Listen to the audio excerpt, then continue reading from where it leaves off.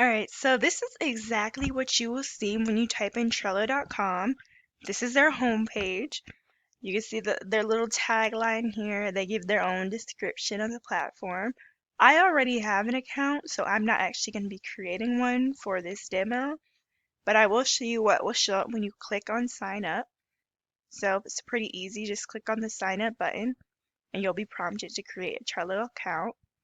If you already have a Google account, you can click continue with Google and you can just use your Google account to sign in, and that can be useful if you have contacts who you already are in communication with through Gmail, and you would like to share some of your projects with them. But for this is mostly just personal management, so either way, it doesn't really matter. So if I would just click one of my accounts, then I would click continue, and it would prompt me to make a password and everything. But in this case, I already have an account, so I'm not actually going to be making it like I said, but yeah, this is what it would come up. It would say enter full name, enter your password, and sign and sign up. Like, it's really simple. Oh, and you can even continue with Microsoft. So if you have a Microsoft account, you can use that as well. So whatever you want, it's just up to your preference. I'll go back to the home page and I'll just log in. I can also show you what the login process looks like. Again, it's really simple, and I hope that as you're watching this, you're following along so that you can get some hands-on practice and, complete the project. So I put in my email and it says log in to continue to Trello. I actually signed in with Google, so I'm gonna click this Google pop-up that came up over here because I'm also in Google Chrome, so everything's just really optimized for Google accounts. All right, so now I'm logging in. It says Atlassian account, but again, this is Trello. It just says Atlassian because that's the company that currently is is in control over Trello. So don't let that confuse you. You'll see Atlassian in a few different places on your Trello pages, but it's just a company. You're using the right application. All right, so it's logging in. It might take a little while, but for the most part, it's a pretty fast site. And you can see that it looks like that the URL even changed. But yeah, now it says Trello. And the first screen I see here is showing my team boards because I already have an account. There's a home button right here, and if you click it, you'll see that this is clearly the home page. So your home page is going to display your team boards or whatever board you have, because this isn't really a team board. This is actually just a board for myself, but they don't really have a way for you to set that. Everything up here is technically considered a team board. If you look over here, you'll even see that I've created two teams. And one of them is my blog name, and one of them is called personal. But you'll see that they both have these symbols next to them denoting multiple people.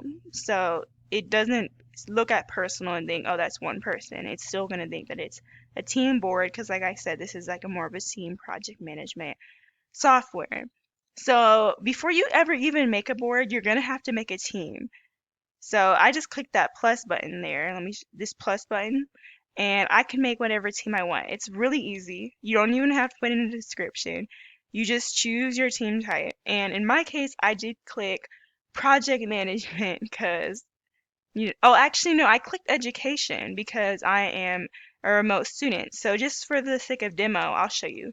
Remote student, team name.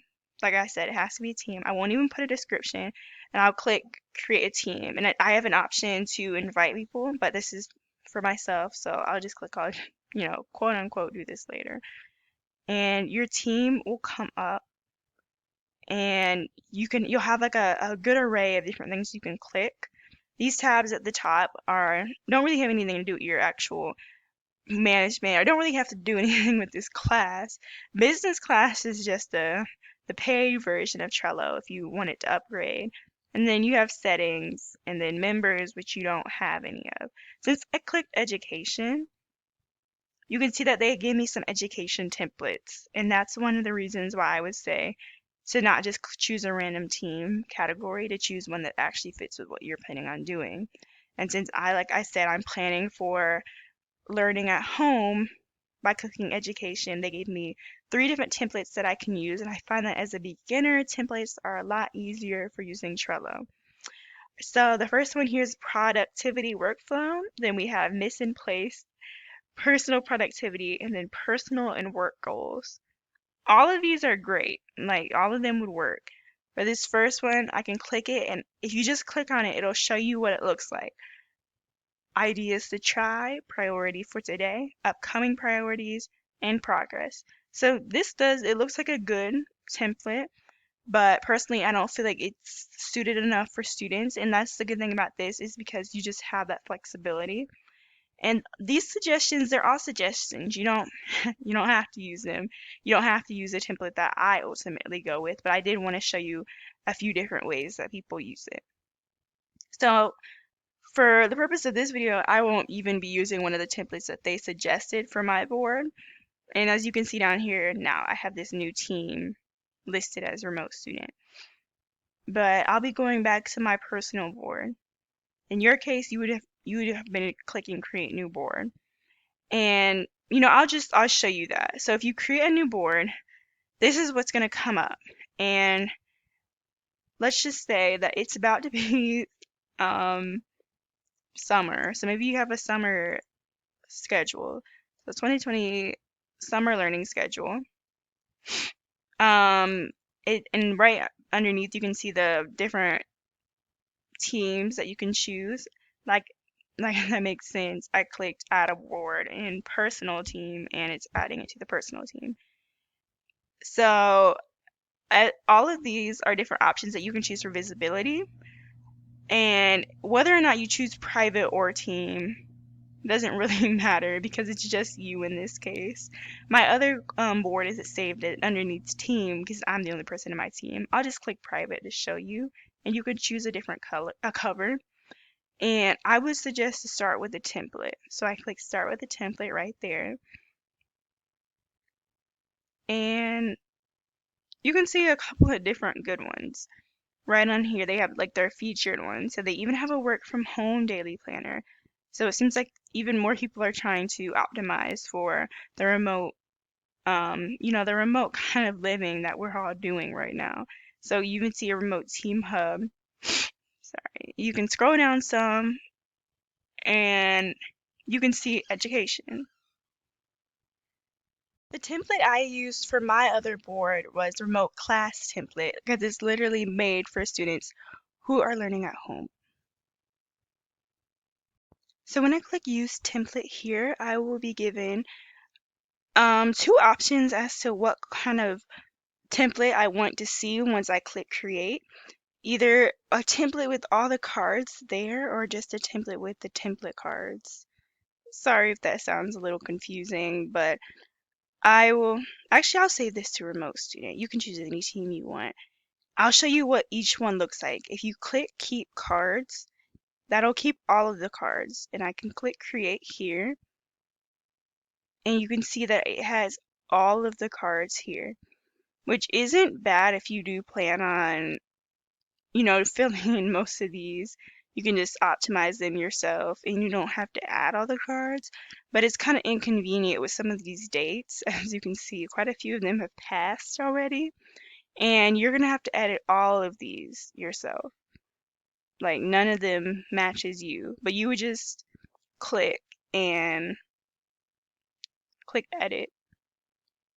So it's not super hard, and then you can edit the title, or you can even do it right from the card if you wanted to. And then you would just change the name to something. Something. And that's it. Like you can edit it like you want. Or you can go back, and I'll go back to the page. That was remote class template, and you can choose the other one. I click use template and check keep template cards, but not keep cards. Then I would click, oh, well, let me choose a team too. Let me do remote student and then create.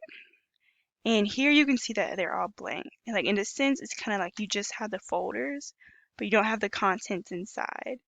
So whichever one you prefer. I personally feel like not having all the cards, it just creates a cleaner situation when you're first starting out, and it's a bit easier to fill it in personally, but either one you want. So it's really simple. That's exactly how you make it. You can put an about this board, but you definitely don't have to do that because this is just for you. You can change the background to something that makes you feel happy, feel good. On my other board, I changed it to a beach background just because, you know, we have to stay at home right now and it's, feel a little homesick. If you like going to the mountains, you can do like a mountain. All of the landscapes are really pretty and it can just make you feel a little more like, it's about to be summer and we can be happy. So that's pretty simple. You can just change the background. Let me excited of that. So now you have your whole template ready to use just like that. Super simple. And if you wanted this, you could literally probably just stop here and figure it out yourself. But just for the sake of making sure you do it right and don't make any mistakes that I see other people make when it comes to using Trello, I'll add a few more information in the next videos.